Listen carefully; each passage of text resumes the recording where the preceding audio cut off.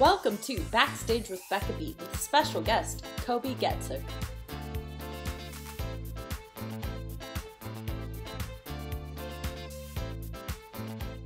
Hi everyone, and welcome to this episode of Backstage with Becca.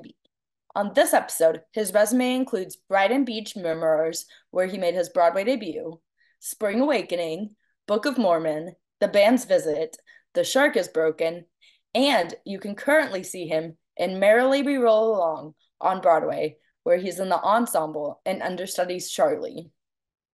Please welcome Coby Getzug. Hi. Sorry, Well, love books. oh, thank you. Yeah, my little rainbow color coded book. Oh, is it books or DVDs or both? No, it's books, so It's it's both. like yeah, it's like a there's like a vertical like spine in the back of it. Love. If you're into like a color coding moment, then I recommend and I've read most of them, which is, the Yes, impressive. Like in this, especially like in this day and age. right?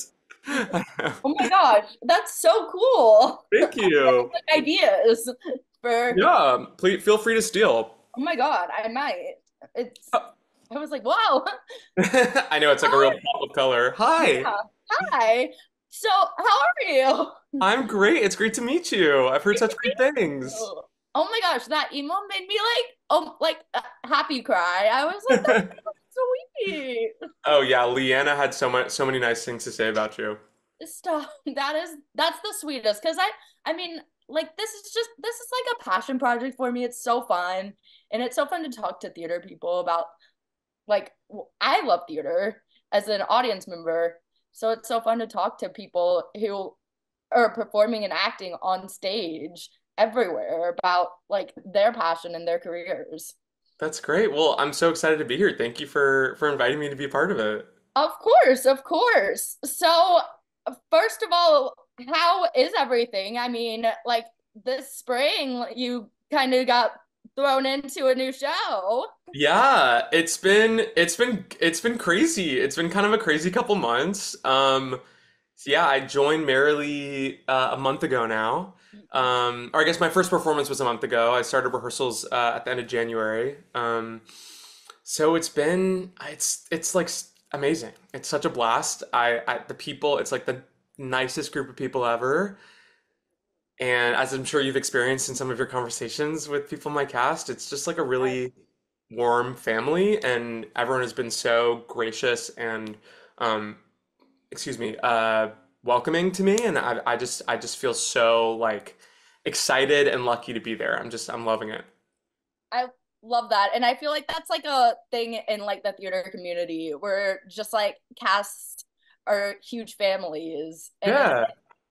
it's like you can join a cast and feel immediately part of that family. Yeah, totally. I mean, and I think like it doesn't always the idea the hope is that it's that way. It doesn't always translate necessarily, but in this situation, like, and it really comes from the top down. Like everybody is just open arms, and it's made me feel really, because it's intimidating to jump into something that is a hit and is Well, kind of respected. big, and people have known each other for a long time, and so I'm really grateful to be welcomed in this way.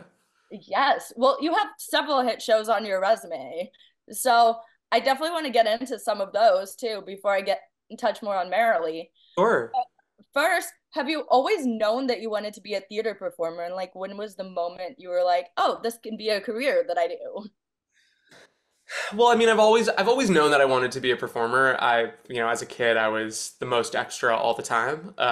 Truly, like earliest memories of like throwing on my mom. I remember my mom had this sundress, like this like white sundress with sunflowers on it that she had Yes. lying around, and I would throw it on and jump up on the fireplace and just like do a show.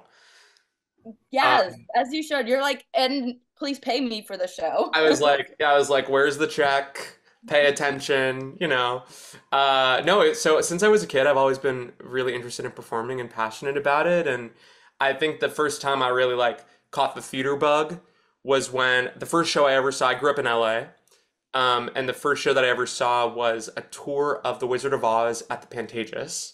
Oh my Um, and I goodness. remember seeing that as a kid and thinking, oh my God, like incredible.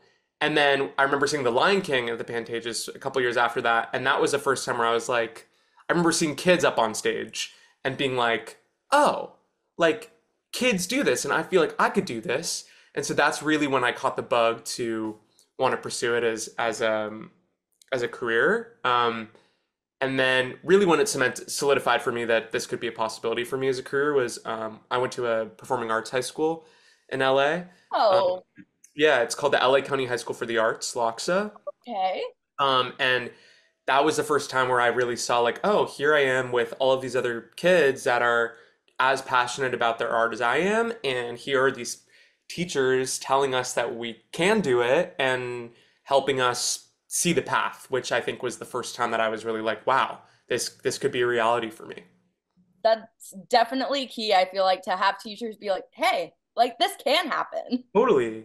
I think, I think about, I have one of the first people that I texted when I found out about Merrily was one of my high school directors who had directed a production of Merrily when I was there. I was in the ensemble, and he and I were very close. And so I texted him and I was like, hey, like, I just want you to know that I'm going to be joining Merrily on Broadway, and I just credit you so much for introducing me to this world and the show, and I really don't feel like I'd be here without your guidance. It was a very special moment. Oh my gosh, that's the sweetest. And I love like I've talked to some like the past couple of interviews I've done, I've talked to people who like their teachers in high school and college have made like such a huge impact Yeah. in their careers. And which is like the best to hear and like the best that you all are like, hey, like let me give this person a call and be and like thank them for everything. Totally, because teachers are incredible, and the fact that this person chose to devote their time to inspire the next generation, like it means a lot, and it's not, it's something that I don't take for granted that what they gave me. So I want to any chance I get give them Yeah. their kudos, you know. So obviously going to a performing arts high school probably Huh. helped you become like a well-rounded performer along the way. But like how did you work outside of school on becoming that well-rounded performer? So I mean, a couple different ways, I guess. Like I was involved in some theater companies outside of school. Growing up in LA, I was part of a children's theater group for a couple years, and that really like fostered my love for it. Um, and the other thing that really inspired me was since I was little, I would go with my parents. They would take me to see shows at the Amundsen. That was our like local subscription theater. Love that. And so I would go and see all these shows, all different kinds of shows, plays, musicals. I went to like my parents took me to operas as a kid, just like really exposed me to a lot. And I think that helped me, that exposure helped me become a well-rounded performer, just, staying interested and curious about different things. And I also think like another key, I don't think I don't think you can be a truly well-rounded performer if you don't know like what it is that you're talking about. And so I just think like education in general, like it was always very important. School was always very important to me. Going to college it's not everyone's path, but for me, it was my path. And like it was important for me to go and get like a liberal arts education and just gain bigger perspective to help me figure out what I wanted to do and to inform like the work that I ultimately do, you know? Yes, and you went to UCLA, I Hmm. saw on your I resume, did, yeah.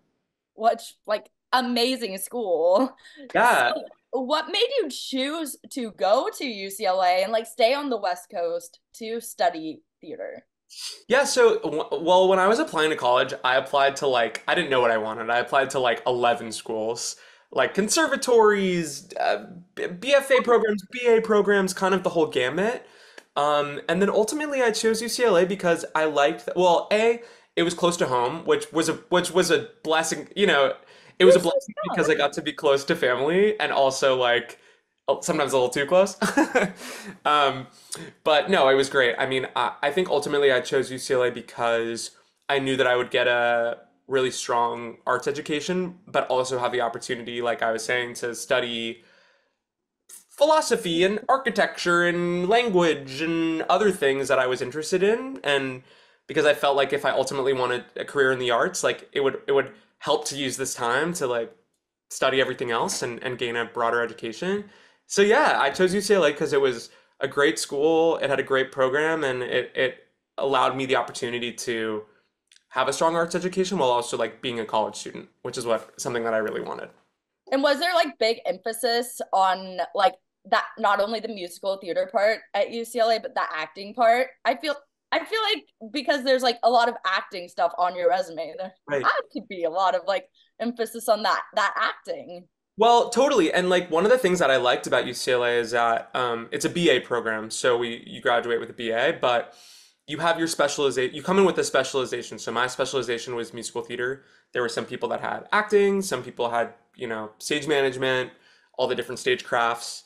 But as a freshman, we all took the same classes. No matter what your I love specialty was, we all took theater history. We all had to take lighting and costume and sound design and set design, and we all took ballet.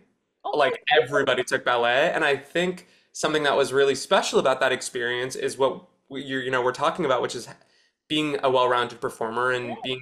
I think the real benefit of that was not only does it give you appreciation for everybody in front of and behind the scenes, but it just gives you an understanding of like, oh, like as an actor, maybe I feel like this costume isn't quite right, but how can I express to the costume designer what I'm feeling in a way that's respectful to their vision, but is also, honors my vision? Or if I ever want to be a director, like how do I talk to actors? Or like I think that always involved in that program. But yeah, definitely an emphasis on acting and Shakespeare and covering all those bases as well. Oh yeah, shake all that Shakespeare and But Shakespeare's Shakespeare. oh my goodness. So you your like first national tour I saw, which I really want to touch on, was Spring Awakening. Yeah. As so uh how what was it like to step into such a popular show amongst like teens and adults, especially at that time, I feel like, Yeah. and Yeah. go on like a national tour as your first like big huge gig. It was crazy. I mean, it was crazy. I did the Spring Awakening tour right after high school. It was essentially like my gap year, like I graduated and then that fall I left on tour, Wow. and basically that tour went on for about a school year, and I was one of the two 18-year-olds. We were the youngest, and the oldest of like the kids in the show was 25. So in a lot of ways it was it was almost like college. Yeah. It was like we were all so excited to be part of it. This was in 2010, so like still the height of Spring Awakening at its like original popularity. And I was just, I mean, to play Moritz and to like step into that part was just truly mind-blowing. And it was just a great experience. Like we felt like rock stars, it's something that was cool about it was that we were the second national tour, so we went to a lot of like smaller venues and cities that wouldn't normally get that like a big Broadway tour. God. So because of that, we got to bring the show to places that don't necessarily get that kind of show. And I feel like a real big benefit of that was opening up lines of communication around the things that show dealt with. And we met a lot of people our age and, who were really affected by it, and we're really grateful that we had brought the show there. And I think that the thing that was special about Spring Awakening, and Jonathan and I have talked about that a bit at Merrily, which is like such a full circle moment. Yeah. But he and I have talked about how, obviously it was a very formative experience for him, and it was formative for me as well in different ways. But we've talked about how one of the great things about that piece is that it sort of forced these conversations. It'd be hard to leave the theater and not talk about it, you know? Oh my God. Yeah, Um, it's such a deep subject matter. That yeah, yeah. And it just I think personally it just inspired me to like it helped me on my coming out journey. It helped me, I know like a lot of people were really affected by the experience of seeing the show and being in the show in different ways. But yeah, I really that experience was amazing. It really felt like college on wheels, and yeah, I look back at that time with like extreme fondness. It was great. I mean, what a great, like, essentially first year of college experience Yeah. Yeah. to be on a tour and Yeah. kind of get like that real world experience. Totally. Yeah. And then Yeah. like go into college and be like, well, I just finished a national tour. And Right. I like, think that it gave me it helped what it helped with was perspective, I think. You yes, know, like I had the experience of the tour and then I came into college and I think coming in my perspective was like I know what that's like and now I have a taste of what it is to work professionally. And so let me like be here and soak up what I can from my education and from the experience of being here. And then when this is done, I can go back to the professional experience, you know? yes. And you learned how to tell a story. Like, Exactly. what a story to Yeah, tell, truly a story. Yeah. which kind of explains like farther down like Band's visit on, Yeah. another story. But also I want to talk Book of Mormon too, because it's a bit different from Spring Awakening. Very different. More comedy Yeah. aspect. So what made you want to step in to Book of Mormon and audition for Book of Mormon? Obviously, like that was like kind of the peak popularity for that show too. Like, Yeah. That, I mean, Mormon was another experience where so I'd done a Joe Iconis musical while I was in college at UCLA. It's called The Black Suits, and we did a production of it at the Kirk Douglas Theater my junior year of college. I was in that. And the choreographer of that is this awesome woman named Jennifer Warner, who's one of the associate directors of Book of Mormon.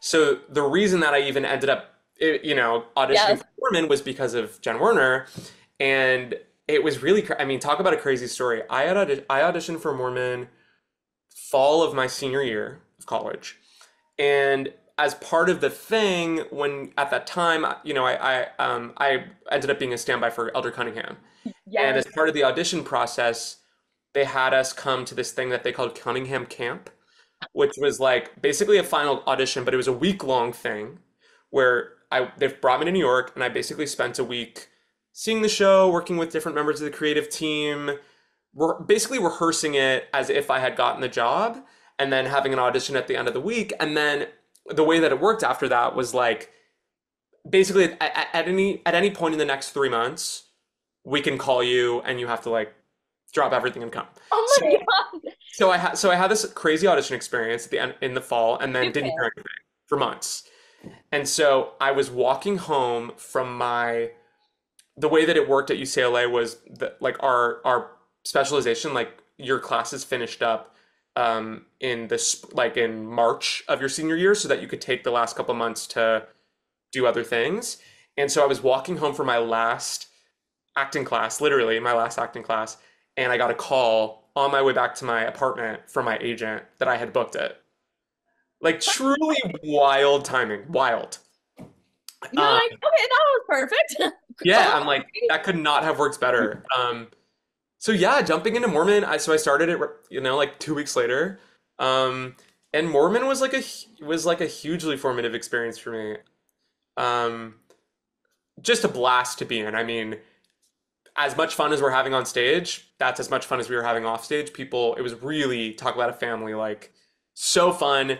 Vibes were great. Everybody loved each other, and it was cool to be a part of something, that had that much buzz around it and hype around it. Um, and that show taught me the real benefit of like there's a place for shows like Spring Awakening that yes. make people think and have catharsis, and then there's also a place for shows like Book of Mormon where you just laugh for 2.5 hours, and that's beautiful too. There's a place for everything, and I think that experience was just like really joyful and really fun, and also taught me the value in my own individuality and how to like that was the first time where I felt like my individuality was like I was given space to bring me to what I was doing, which was something that was scary and then ultimately really rewarding. Yeah, Yeah, with like a role that like had been around for a bit at the totally. time even. Yeah. Totally big shoes to fill. And I think that the thing that helped me with some of that, and some of the anxiety around that and nervousness around that was just realizing that like I got hired because of who I am as a person, and use this opportunity to celebrate myself and bring myself into this part because why I'm here, you know? Yep. Yeah, they don't want to see carbon copies on stage Right, of everyone. They want to see right, like different versions of this right, character. How does this actor portray this character differently? right, exactly. Which I feel like standby understudy culture has kind of changed in the past, Mm, like since you did Book of Mormon to totally. now. Yeah. How have you like seen the appreciation for understudies and standbys grow over the years? And like, Mm. how exciting is that? I love this question. Uh, it's amazing. I mean, I think the first thing I thought of is a friend of mine, Mallory Medkey, was do you know, have you talked to her? No, I haven't, but You sick. should. Yes. She's the best. And I'll never forget that the Tony Awards moment where Oh, she filled in, I think it was for Abby Mueller at the Tonys, and Ariana DeBose gave her a shout out, and I just remember thinking like, hell yeah. Like, that was really, I think the pandemic, because of necessities of coverage and the way that things happened, really shifted the conversation around understudies and standbys. And I think that it's beautiful. It's like, I remember I had a conversation recently with somebody where I was saying like, oh yeah, like understudies and standbys are like the stars of tomorrow, you know? yes. And this person was like, no, they're the stars of today. And it's so true. It's like Yep. it's you're like I said with Mormon, like you're hired for a reason. You're hired to bring your take on it, and as an understudy and stand or a standby, you want to honor what the person that you're covering is doing because you want to make sure that you're not throwing anybody off, and you're sort of keeping the equilibrium of the show. But I Not think fucking anyone on stage. right now, well, I mean, like literally, like the first time I went on in Mormon, I hadn't had any sort of put in, so it was like my first time with the set moving and the lights and the orchestra. So my only concern was to make sure I didn't like fall off Oh the stage or run into somebody. Um, my God. I know, just talk Horrifying. about terrifying. Fall in the orchestra pit. Yeah, right.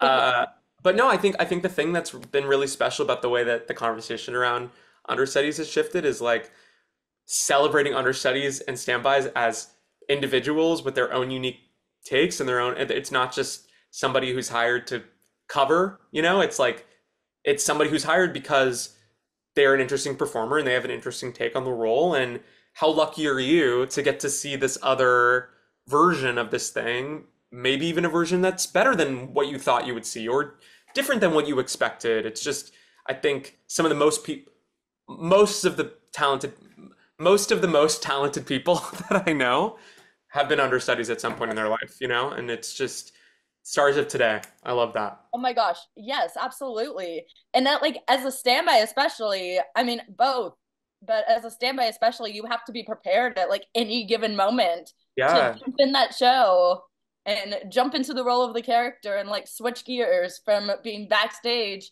to being on stage. And like I feel like for Book of Mormon especially, like that's not an easy task because you're making the whole audience laugh the whole time. right, right. That's your Yeah, job. yeah. I mean, buddy of mine, his name is Dom Simpson. He's an amazing performer. He's a British guy, and he's actually playing Christian in Moulin Rouge in the West End right now. So if Oh, you're in London anytime soon, go see him. But he played Elder Price in the West End for a long time as well. But before that, they brought him here as a standby for Price. And his first time going on for Elder Price was for the second act. I think it was Nick Rulo oh got my like got sick at intermission, and so they ran up to our room. We were on the sixth floor, and they ran up and they were like, "Dom, you're on." And he was like, "Ah!" And so he like quickly shaved, and then Elder Price's first entrance in Act Two is Spooky Mormon Hell Dream, and so he runs out and he says, God. "I'm here!" Like that's the line. And so I remember standing in the back of the theater and seeing Dom run out and go, "I'm here!"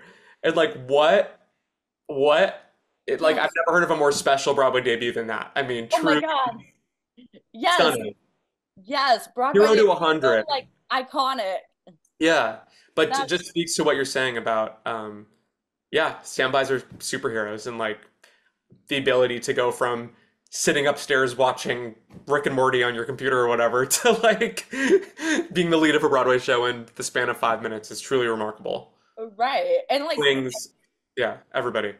I mean, I feel like being able to, I've heard a lot of people talk about comedy and about how it's the hardest thing they've ever done on stage. So Mhm. also being able to tackle that comedy on Mhm. stage. Yeah, I mean, shows like Mormon make it easy because the script is so good, you know? Like it's hard to it's challenging to make that material not funny, I would say. Yes. But yeah, I mean, I think that one of the most difficult things about being a cover is that when you're when you have a track where you're on stage every night, you just innately build relationship and sort of business with like the people that you're on stage with. Like in the ensemble of Merrily, right? Like we all have things that aren't like scripted necessarily, but we kind of Yep. work into the show because we're doing it with each other every night. And so I think that one of the hardest things about being a cover is having to jump into that and like The step impact. into that world and sort of replicate that, but not having the same time to do it or not knowing everything.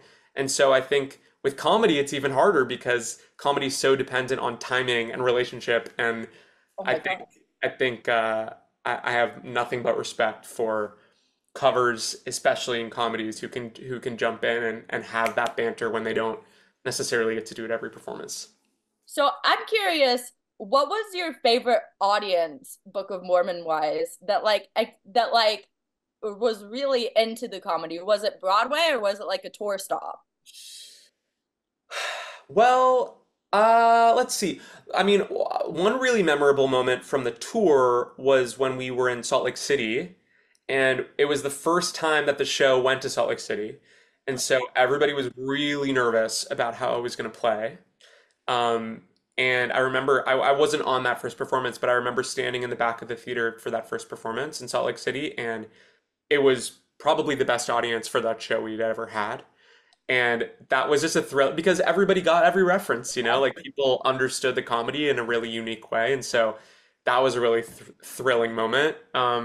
My personal favorite audience was uh, one of the times I got to go on for Elder Cunningham on Broadway, and I knew in advance that I was going to go on. So like my Oh my family was all in California. They all came out. A bunch of family friends came out, and that was a really unforgettable experience for me. Just being able to do that show and knowing that like my parents and my siblings and friends were there enjoying it with me, and that was truly special. And then the last thing I'll say about that is my other most favorite iconic audience situation with Mormon is when somebody was in the very front row, right behind the conductor, and brought a burrito um, Oh, good. into the theater and was like eating the burrito while they were watching, and they would like laugh at something and then take a bite of the burrito, but they were on we could see them on the conductor thing because like the monitor was like the camera was on the conductor and then the person was like right here eating a burrito. So we basically spent the whole show watching this guy really have the time of his life, Oh my eating his God. burrito and laughing his laughing his butt off. So Oh my God, and probably spitting food everywhere. probably spitting food everywhere, and I guess ultimately if he was having a good time, that's all that matters. Oh, he thought it was a dinner theater. He thought it was, yeah, he Chipotle sponsored the Book of Mormon that evening, I think. Oh, good. Lovely. I mean, and also like it's awesome. I think it speaks to the show that like it's still that like this show is still around. Yeah. Like the marketing needed for this show to go on is like so minimal because just like it already has a solid fan Mm. base.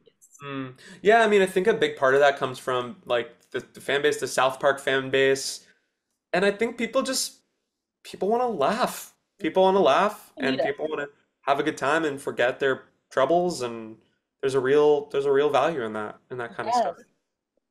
So before I get into Broadway and like Broadway debut and stuff, I mean, we kind of touched on it with Book of Mormon, but I do want to talk Band's Visit because also different than Book of Mormon, Very different. Yeah. more like Spring Awakening type subject. But what made you, besides the fact that it was like a big hit at the Tonys and swept the Tonys, what made you want to audition and be a part of the Band's Visit tour? Oh man. Well, so Band's Visit was a really, really special. I mean, I've been saying that for everything, but it really was truly a very special experience. I had worked with David Cromer, the director of Band's Visit, a couple times before that. So actually my Broadway debut was Brighton Beach Memoirs, which was the production that happened in 2009, which was it was supposed to be a joint revival of Brighton Beach Memoirs and Broadway Bound. They were doing them in rep. And so I was a senior in high school, Oh and my God. I had moved to I booked Brighton Beach, like it was like one of the first things that I'd ever auditioned for. It was like completely crazy. My Like, parents like switched off. One of them would come with, like moved to New York with me. One stayed with me while the other one was at home, and then they would switch. My siblings were still in school, and they moved with me here, and we we rehearsed Brighton Beach Memoirs for a month, or we rehearsed Brighton Beach Memoirs. We previewed for a month, and then we opened and we ran for a week, and then we closed. And Broadway Bound Broadway never debut. opened. Broadway debut, Hey, but it was like this really crazy experience of like learning really early the what it's like to industry. be a part of, an industry that it doesn't always go the way that you want it to go, and that was a big wake up for me being a part of that experience. But the reason I bring that up is because David Cromer was the director of that, and I love him and I love what he does. And so I'd worked with him on that and on his production of Our Town, which had been off Broadway for a long time. I had done it when they brought it to LA. And so when I heard about Band's Visit, I was like, this is something I'm dying to be a part of. My mom's family's from the Middle East, and so I was like, I just want this speaks to me culturally. And I saw the show at Atlantic and thought it was incredible. And I ended up auditioning for it when it was going to Broadway and, having callbacks and this and that, and then not getting it. And I was like devastated to not get it. I was like, oh, Discouraging. truly, truly discouraged. And then cut to a couple years later, they were casting the tour and they brought me back in, and it happened that time. I think that the thing that drew me to the Band's Visit, besides working with David Cromer, was that I think what's really beautiful about the Band's Visit is finding what's beautiful about the simple everyday thing. Like the whole idea of the Band's Visit is that this is a story that happened in a faraway place. You probably didn't hear about it. It wasn't very important. Is like the whole Yep. thesis of the Band's Visit, right? And yet then you sit through this gorgeous 90-minute slice of life, and at the end of it you're like, why am I so moved? Why was that so profound, when it was really just about these people having this one night together? And I think that shows a real celebration of the power of a conversation, like listening and conversation and community, and being open to people with different experiences than you, and people that come from different backgrounds than you, and and finding in the Band's Visit case, it's music is what brings people together, but finding things that bring people together when you don't think there may be anything that brings you together, I think is like such a powerful, powerful message, and was really beautiful to be able to like tour with that show and bring it to places where, people had never heard, an Arabic style of music, or heard an oud being played, or heard Hebrew or Arabic being spoken.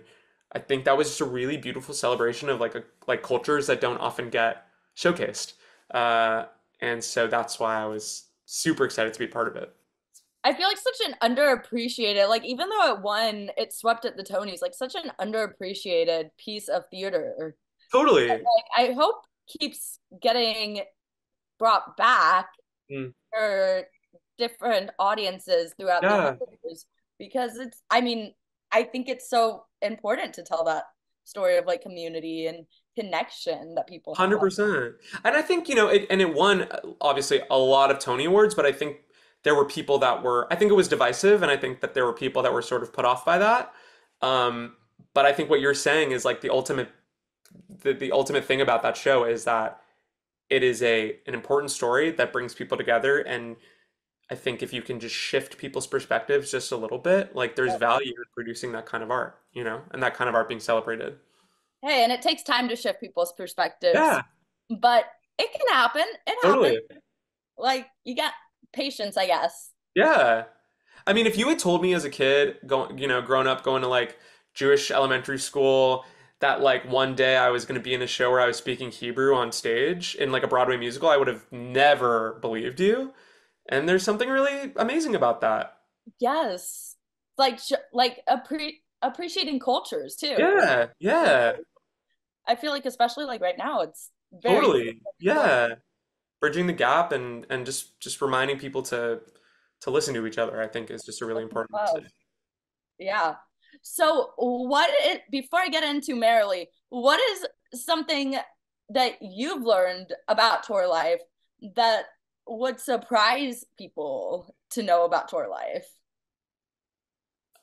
What is something?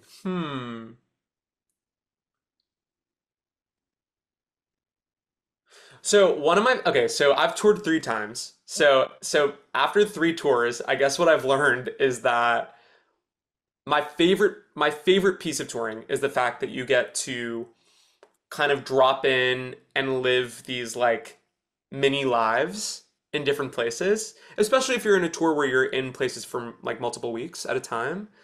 You get to live in Portland for 3 weeks and kind of experience what my life would be like if I was living here, or live in we and more Mormon tour. We closed in Honolulu. We were in Hawaii for a month, Oh my which was God, incredible. So like getting to live vacation. like a month in Hawaii, or I think the big benefit from tour is getting to experience all these different places and get paid while you're doing it. So you have the free time during the day to kind of explore the place and see what's amazing about the city. And I think that is also what can be the hardest thing about tour, which is isolation from like Everything. yeah, I mean, you form community with the people that you're touring with, but ultimately like your family, your friends, your partners, your pets, your kids, whatever, it's like nobody's with you. Yep. So I think that the thing that's hardest about tour is A, like finding connection, and B, um creating like a structure for yourself and like a schedule for yourself. I'm somebody that like needs a schedule, otherwise I'm like, what am I doing? Like same coffee shop every day. Right, totally. It's like creating like some sort of routine, I think, is what I found to be like the best, most helpful thing about tour. But I'm trying to think like what other like surprising things about tour. I'm just like, how do they get like, do they have to like kind of bribe you all to come in when you're in Honolulu, Hawaii? Right.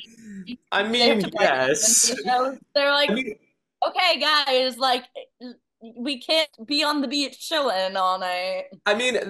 yeah, like ultimately we're there to do a job, so you have to show up for your job. Um, but I think that maybe the most surprising thing about tour is the amount of free time you actually do get in places when you're there for a long time, and so the ability to different degrees, depending on like what your responsibility is, your ability to sort of like live a mini life in Yes, Austin or Seattle or Sioux Falls, South Dakota, or wherever you are, yes, and like get to adapt to like other states' cultures. I feel like Yeah, everywhere's different. totally. Like I remember when I was doing Spring Awakening, I kept a journal of where I ate in every place. And it's funny because we went to a lot of like small towns, and I kept this journal so meticulously that I've over the years have met people from, I don't know, Appleton, Wisconsin is something that Yes. comes to me. And I'm like, oh my God, like there's this great restaurant in Appleton, like, and they're like, oh my God, it's that's been a real blessing because I've been able to connect with a lot of different people over like where they're from because of the experience of touring, which is like so cool. They're like, how do you know my city? Right, Like I didn't know people actually knew my city. And right. I was mistaken to be Merrily Next because I have to talk a little bit about The Shark is Broken. Yes, which I'm repping in the background of Oh my my gosh. yeah, had to. And which my friend saw a couple of times. Have not gotten to see it, but I really hope it tours because like I would die to see it. So The Shark is Broken is kind of like explores the behind the scenes of Jaws in a comedic way. And you were a standby for two roles in the show and a Yeah. fight captain. Yeah. So first, I want to ask, what was your job as the fight captain of the show? Our movement director's name is Patrick McCollum. He was amazing. I had worked with him on Band's Visit. He was a choreographer of Band's Visit. Another Um, little circle moment. that's it. If there's one thing I want to impart to people, it's be nice and treat people with respect because you never know. You never know who you're going to be working with. Big industry, but a small industry. It is a small community. It is a small community. He's the best, and there were a couple moments. There was one specific moment in the show where there was a fight between two characters, and so my job as fight captain was to run a fight call once a week, where we met up before the show and the actors went through the fight, made sure they were comfortable with everything. Just the experience of going through it and having their hands on each other first and slowly and then at show speed, just to like recalibrate and make sure that people were feeling safe. That was my main responsibility as fight captain, is making sure that people felt safe and what they were doing, and that if something came up and we needed to adjust, if someone got hurt outside of the theater and we needed to adjust, or for whatever reason we could do that. So just like making sure that everyone felt safe was my main. Yeah. I didn't So expect to be in that position, but I got thrust you're into it. essentially like a coach of sorts. Basically, yeah. Referee. You're like, this isn't working. Hold on, let's wait. Yeah. And like Exactly. re-choreograph the scene kind of in a way. Exactly. Truly never thought I would have a Broadway fight captain credit, but here we That's are. amazing to have. Hey, well now you do. No, I do. No, I And do. I definitely want to ask, what's it like giving I being given two understudy roles to learn in a show, like both of which are substantial roles? How do you Yeah. go about learning those roles and memorizing lines and stuff? That was something that I was really intimidated by because it was my first time covering two parts in general, and my first time, it's a three-person play, so each part is substantial. Um, and Pete Bradbury, who's this incredible actor, he's in Patriots right now. He's been in like 40 Broadway shows. He's an absolute legend.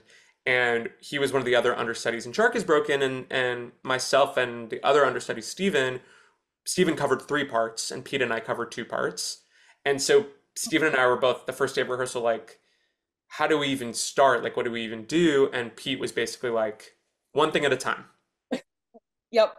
And that sounds so simple, but it's so true. It's like, great, one thing at a time. So I picked one thing and I focused on Richard Dreyfuss first, which was the Alex Brightman role. I focused on that and learned that. And then when I felt confident in that, then we all shifted and I learned Roy Scheider, which was the Colin Donnell role. And then basically like the three of us would get together most nights and we would run lines. Oh my God. So you all were like performing the show every night, like some nights. Well, and as a matter of fact, so we had, because it was a small cast, there was the three principal actors and then three understudies.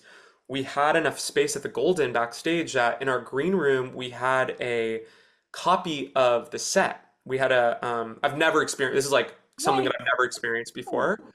And was really in large part to Rebecca Habel, our general manager, like really fighting for us. But we had like a copy of the boat in one of the dressing rooms so that we could rehearse on the set. So like we were basically doing our own version of the show upstairs, backstage, while the show was happening on stage downstairs. That is hilarious. It was crazy, but it was so valuable. It was so great to be able to have that experience to do it on our feet in that way. And ultimately, like the show, none of the understudies ever went on during the run. Nobody ever called out, which was crazy. I mean, Oh my truly God. kudos to those boys for making it through 12 weeks. But because we had the opportunity to run it on our feet so much, it sort of still feels like we did it, even though we never did it for an audience necessarily. But yeah, it was a really intimidating experience to walk into, and ultimately was really rewarding and prepared me for my experience that I'm having with Merrily for sure. Well, you all are ready to take it on the road at some point. I'm kidding, I hope fantastic. so. I hope so. I mean, it's funny. Like I knew a little bit about Jaws. I mean, I'd seen Jaws, and I knew a little bit about it, but I know obviously way more about it now, and I really have a newfound respect for both the movie as it's like it's a classic and really holds up, but also like that movie was really very formative for a lot of people, especially people in, my parents' age, like in their mid 60s. People remember where they were when that movie came out and have a really strong connection to it. And it was amazing to see people from all different walks of life, like people who might not necessarily be the typical Broadway audience, who were coming to our show and having a great time and having a great experience. And like, there's a real, there's like I was saying with Mormon, like there's a real value in that. Broadway's for everybody, you know? Yeah, and people loved it. I mean, Yeah. my friend went a couple times, and I don't know if she's a Jaws fan, but she absolutely loved it.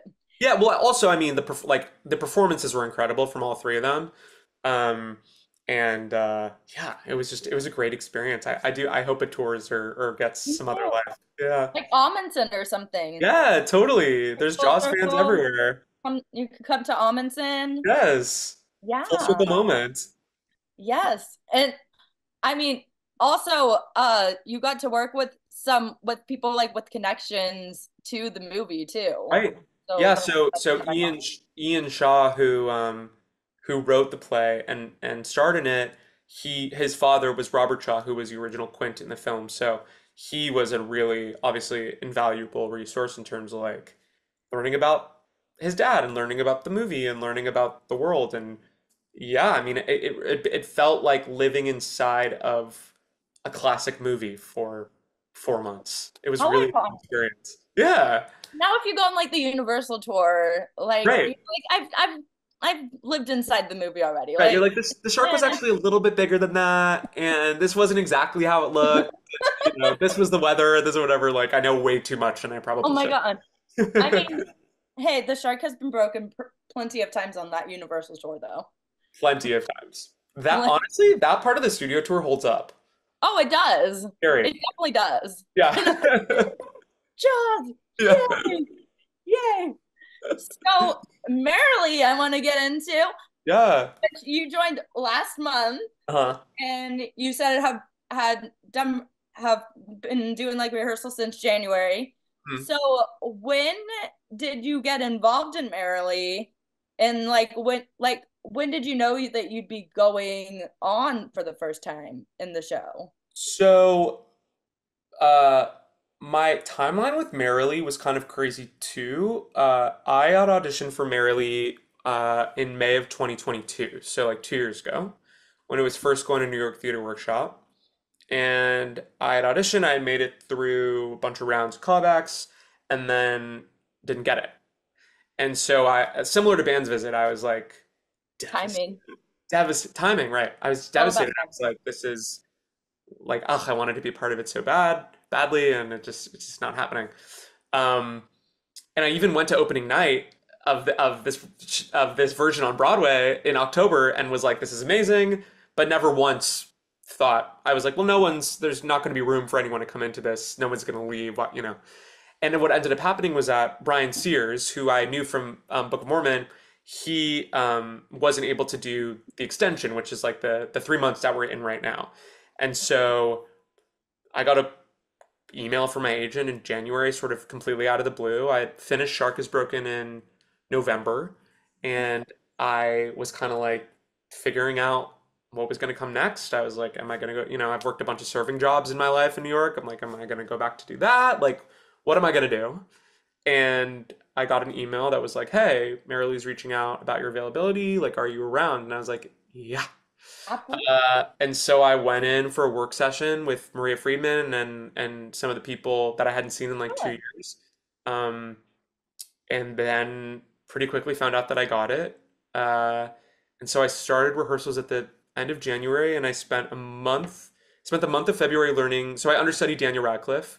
Yeah. Um, so I spent the month of February learning Charlie, just to make sure that I could be like solid on that. So I learned Charlie first.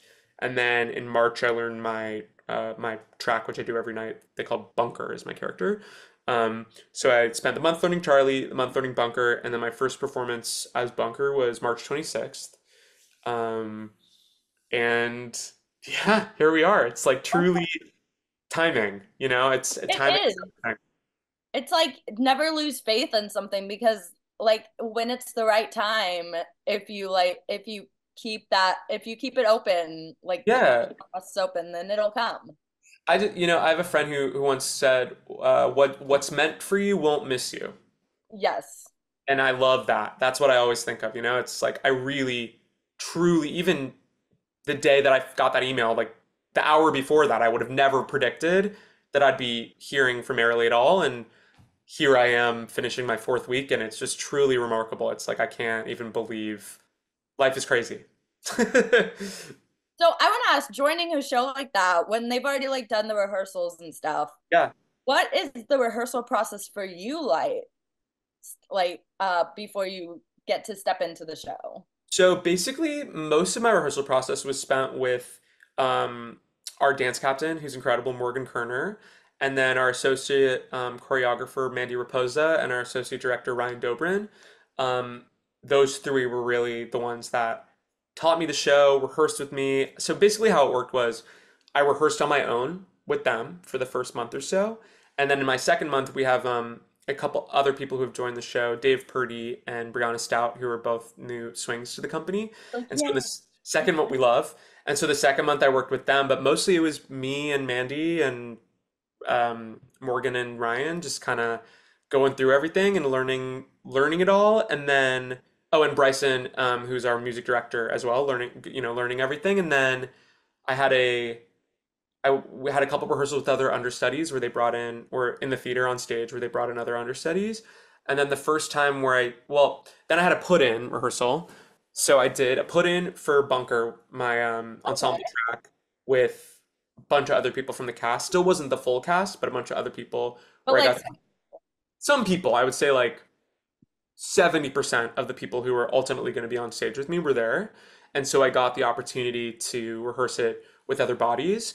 But mostly it was like me doing work on my own. And uh, we rehearsed a couple days a week. And then the other days I did what I had learned to do really with Shark is Broken, which was pacing around my apartment, running lines and doing the show 2 times a day in my living room. Is basically like, it was a lot of work on my own. did Uh, anyone get to come to these shows in your living room and like watch? It was not for public consumption. It was for me to you know, do it and mess up as many times as I needed to without the pressure of having to get it right. But yeah, I mean, the first time that I did it with the whole cast was my first performance, Oh, which was sort of terrifying. And but as I said at the beginning of our interview, it's just the best group of people, and people made me feel so celebrated and welcome. But yeah, so the process was basically like some rehearsals on my own, sprinkling in a few other understudies, sprinkling in a more of the cast, and then yeah. all right, there you go. Good luck. Yeah. And have fun. Have fun. Um, and I would say the first week of shows was scary, and now I'm having fun.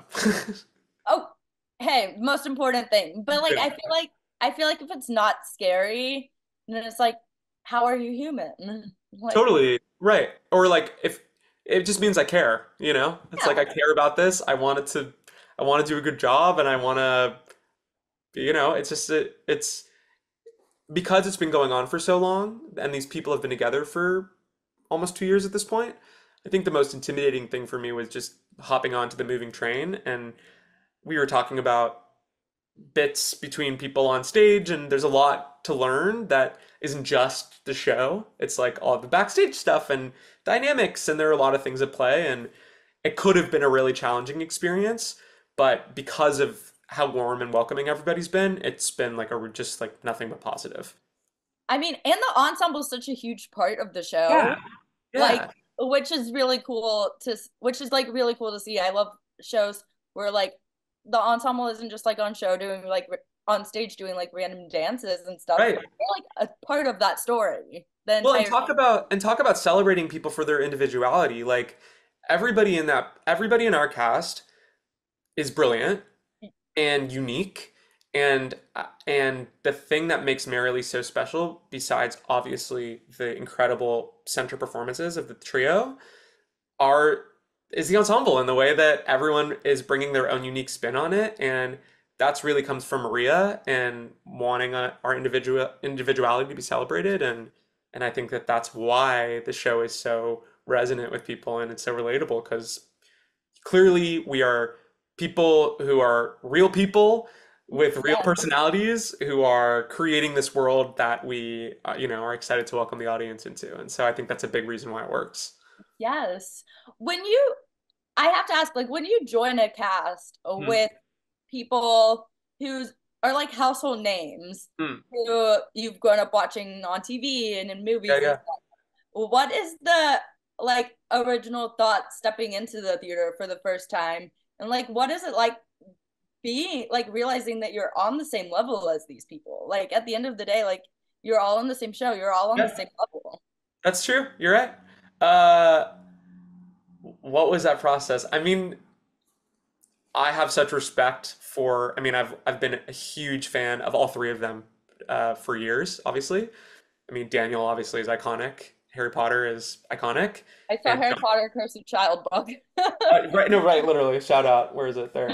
Um, no, yeah, I mean, all three of them I've been fans of for a really long time, and I was nervous and excited to meet them, and I think I think I didn't even really have time to worry about, it's like I played out in my head how those conversations would go, I guess, but when I tell you like the moment I met Jonathan, the moment I met Daniel, the moment I met Lindsay, it was like, we're so happy you're here. Like, we're so excited. How are you? Are you good? What do you need? Like, it was really, the vibe is really, we are, like you said, we are all a family. There's no ego. It's just all of the worry that I may have had went away immediately. And it was just an instant, like, we're all in this together, you know? And it continues to be that way. Like, there really are, the three of them are just the nicest, most humble, normal people, and it's just been like such a pleasure to get to experience that. Which is like the coolest. It's like, well, I can do what all these people do. Like, and I am doing what Totally, people do. totally. Yeah, yeah. I think I think one of the things that inspires me the most about all three of them, but really Daniel in particular, is he's arguably like one of the most famous people on the planet, and yet is so adamant about the fact that he's like another, just one more member of the company. And I think that is what sets the tone Yeah. for this sort of, we're all at the same level. Like there's nobody's the star, everyone's, it's a family. And yeah, I just think that a large part that a lot of that is to do with the way that the three of them are, but it just breeds it breeds comfort and joy, and it's just, yeah, it's just a really tight knit group of people because of that. That's how I felt. I saw it in January, and that's how I Uh-huh. felt seeing the show. Yeah, I was like, okay, it's like a team, it's a teamwork thing. Like, no one, totally. yeah, like I'm like, I don't feel like anyone's really like above the other. Like everyone's on the same page. Everyone's a family. The chemistry's awesome. Yeah, and I think that translates. Like I've had friends who have come to see it since I've started, and one of the things they say, and they don't have experience with the show necessarily. A lot of my friends didn't really know anything about the show. Is one of the things that I've heard again and again is that the familiarity and like warmth that we all have with each other on stage, and clearly we're having fun, allows the audience to feel like they're part of it, and Yeah. that we're all having this collective experience together, which is like one of the biggest goals I think of this production, is to have us all, be a part of it together. Yes. And can you tease, like you talked about rehearsing for Charlie, Uh-huh. who Daniel plays, Yeah, yeah, who you're understudying in the show. yeah, So can you talk about rehearsing for Charlie and like the rehearsal process and going about making the character kind of like putting your own spin on the character? yeah. I mean, Sondheim really does a lot of the work for you, you know? Um, the this show is just so beautifully, r- carefully written, and you can tell that every detail was planned so meticulously Yes. that I think something that helped me a lot with learning Charlie was just focusing on the lyrics, which there are a lot of them, but there are a lot of them for a reason. Like they all make sense and they all add to the story and they all, it's all there. It's like doing Shakespeare. It's like I think my biggest thing with learning Charlie was like let me really focus on making sure these words and notes are right and that I'm understanding the relationship between the three of them and the way that it develops or, goes backwards over the course of the show. And by the time I had done all of that, the character was there, and the rest is just interaction, my personality and Jonathan's, Lindsay and the way the three of us around together, like how that goes. But really like being faithful to like what's on the page and and understanding the relationship like was really crucial for that. I will say that opening doors is like truly the hardest thing I've ever done in my entire life. Uh and Song is so fast. Like the lyrics are so fast. fast. And Fast and the these notes typing. that I'm like, Yeah, it's also been a humbling experience. uh, some of those living room rehearsals where there's a lot of cursing going on. hey, I feel hey, that's normal. It's normal Yeah, stuff. It's also you all are doing this live on stage. right, Like you right, all right, can't once you open the doors and the audience comes in, it's not like there's like, oh, take two. right. Isn't really room for error. But yeah, Charlie. I mean, I just think Charlie's such an amazing part, and I mean Franklin to get to do Franklin Shepherd Inc. Like when I during my Charlie put in, I was sitting there doing Franklin Shepherd Inc. and the costume and the orchestra. I'm like, how the hell? Like this is such a bucket list Real. incredible moment. Yeah. Yeah. Like, how is this real? How is this real? Truly, how is this real? Like it's such a dream. This is my fourth Broadway show, but it's my first time being on stage every night because in the three shows I'd done previously, I was Yeah. an understudy standby and I wasn't on every night. And there's just something so special about the experience. Like this has been my dream since I was a kid to be in a Broadway show and get to perform every night. And the fact that it's this show and it's Sondheim and it's with these people and it's covering this part, it's like beyond my wildest dreams. I'm just like so happy to be there. Like most anticipated revival in a while too. Like Yeah. the press around it too. Yeah, the press is crazy and it's just the audiences have been amazing and the critics have been it's just all been so great. Now, do you get dates in advance that you t can tell people when you're on? So And are you allowed to tell people? yeah, so it depends. Like I will have some dates at the end of May. I don't know exactly which dates those are yet. My parents are eagerly awaiting those dates. You're like, come on, But I should hopefully have a couple dates that I know I'm going to go on for Charlie at the end of May, which I'm obviously over the moon about, and will let people know as soon as I know. Yes. Oh my gosh. I hope there's a turnout like there was for when Max Clayton was on for the Music Man. Yes. Because Well, I, did you go for that? I did. I was in New York at that time and I did go. How was it? Oh my God. I just like love the energy in the theater Yeah, that night. Like it was totally. amazing. Well, so It we was had like, sorry, go ahead. court was like the best. Totally. Seeing like everyone come out and to be like specifically to see him on Right. even was awesome. It's just so special. We had last week Jonathan had a couple planned days that he was out, and so Corey Mock and Evan Smith both went on for Frank, and my first week Corey Tarhan went on for Daniel when Daniel had a couple days off as well, and all three of them they knew in advance, and the way that people showed up, I mean, it was thrilling, not only for the audience but for us on stage. Like it's these are people we love that we're so excited for them to get to show what they can do, and yeah, it was electric. It was just a really Oh my cool experience. I love that. I love I'll like repost when you're on my like social medias and Amazing. stuff. And I don't know if I'll be in New York at the time, but If you are, would definitely try to get people to show up thank and you. like cheer you on because that's awesome. Thank you. Thank you. Yeah, I'm definitely I'm gonna have a lot of family and a lot of friends there, and I'm just excited to have the opportunity. It's just gonna be great. Oh my gosh. This is like production that I don't know if a tour has been like talked about this revival, but I think it's mostly been like the Broadway version. But like I hope sometime soon because I'm in LA. So I Oh, hope okay. oh, I I can mean, see it at Arlington.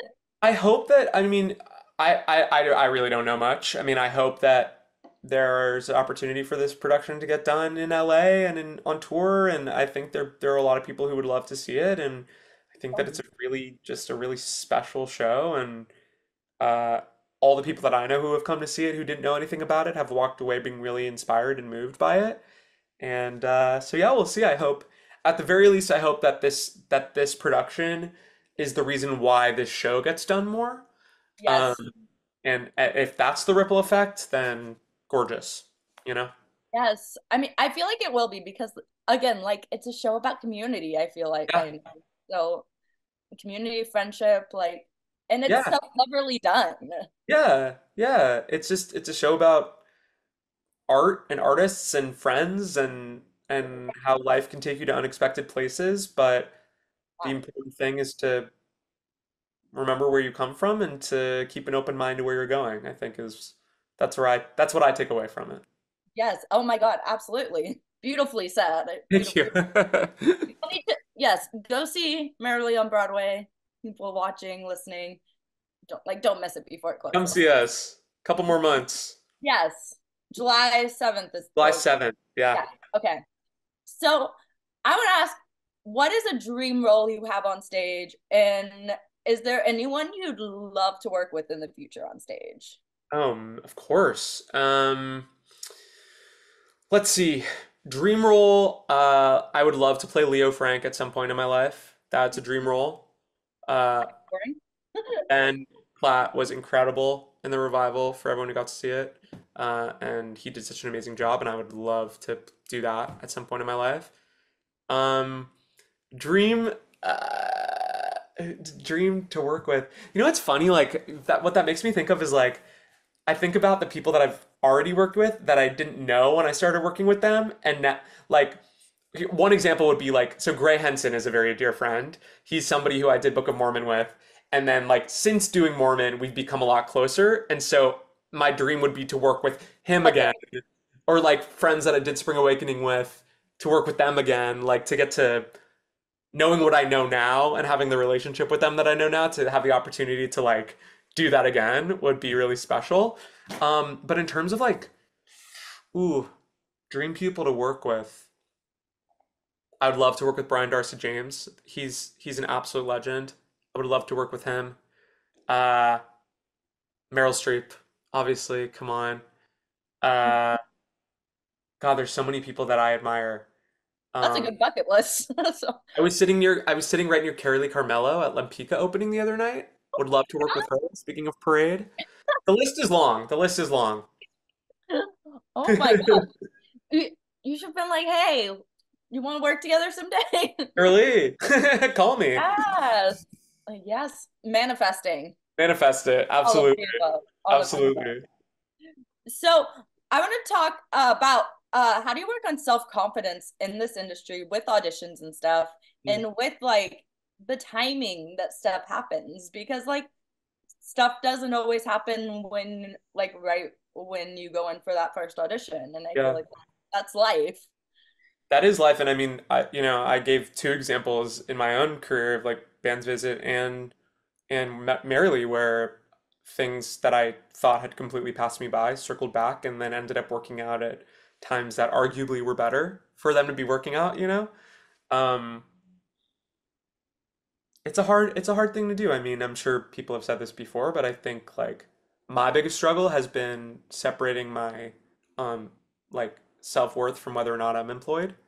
And that's a really hard thing to do. It's, especially for creatives and freelancers and actors and directors and people who don't get to work all the time, and I think it's hard to maintain confidence in those periods that feel like there's nothing professionally happening, and it's easy to think, is it because I'm not good? Will I ever work again?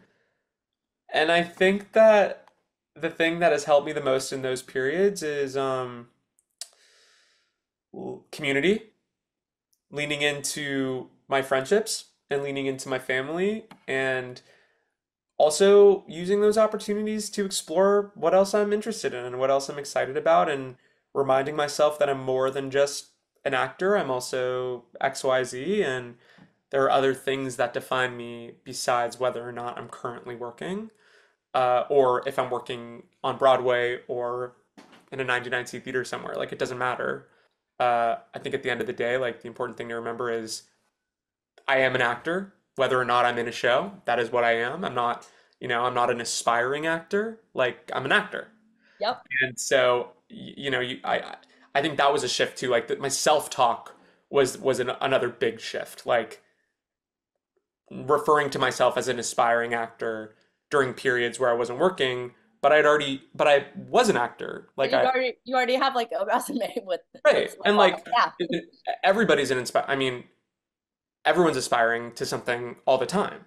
So I just think that the thing, like, my self-talk, I needed to take a hard look at the way that I was talking to myself and fix that, because I'm my own biggest critic. I don't know about you, but I am Oh, my own biggest critic, and I had to like learn how to let a lot of that go and listen to my family and friends when they said to me, "You're doing what you're supposed to be doing, and the things will come, and you are worthy of the things that you've had and the things that are going to be coming your way."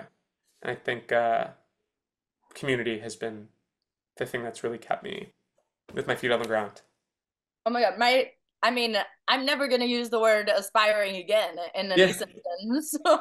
I mean, About the thing is, there's anything. nothing wrong with aspiring. Like, it's beautiful to aspire to something, but I think a lot of times we like qualify when we're, especially if we're not in something or we don't feel necessarily proud of what we're up to, and we talk to people and they're like, "Well, what are you up to?" And it's like, "Well, I'm doing this, but this." It's like those qualifiers that we use as a protection method to, like, because we're worried people are going to judge us, or that we're judging ourselves, and just shifting that and trying to like live in, yeah, this is the last thing I did, and I'm eager to for the next thing. Yeah, like this is what I do. Yeah. And And also I've this and done it. this and this. Right, exactly. Yeah, and those 99 seat theaters, like those regional theaters are Just as valid and just as brilliant, It doesn't, you don't have to be in a big Broadway thing all the time. Like, there's value in that, and there's also value in doing regional work and tours and 9 to 9 seat theaters and dinner theater and there's it's all about perspective and whether or not you feel like you're, stretching your muscles and doing the things that you want to be doing. hey, you could be like performing for like an elementary school or junior high kid who wants to be on Broadway, and Totally. they see that, hey, I can perform at this theater, at Yeah. this regional theater, but I can also be on Broadway because they Yeah. can like read your resume in the program and be like, oh, okay, I Yeah. can do all the things. And so much of it is timing, So just, I think, keeping your head up and just, you truly never know what the future will bring. And so I think it's a combination of keeping your head up and leaning on community, and then also the other thing that's hard to do is being present with the thing while you're doing the thing, and like, because it's not always, it's a roller coaster. Like, things aren't always incredible. Right now, I feel like I'm in an incredible moment being in Merrily. Like, this is such a cool moment. Oh gosh. And yeah, and I'm really trying to be present with that because I know we close July 7th, and then I don't know what comes next after that. So just like being present where I'm at and enjoying it and being grateful for it, and then we'll deal with the next thing when it comes. Right. Yes. Yes. And it's like you don't have to know what's next at any given moment. Yeah, sometimes it's better not to. Right. Unpredictable is good. Yeah. So, where can people follow you on social media to keep up with what you're doing and to learn about like when you're on at the end of May for Charley so they can Yeah. follow you? So you can follow me on Instagram at Coby Getzug. I also have a TikTok that I don't really use. Maybe I should use more at Coby Oh, Getzug. And then I have a website, CobyGetzug.com, which just has like more info. It'll be linked, I'm sure. yes. But yeah, mostly Instagram. Like follow me on Instagram. I'll keep you posted on what I'm up to. And I hope to see you at Merrily when I'm on. Yes. Everyone should go. And do you have anything else to promote, whether it's merrily related or not? Like anything?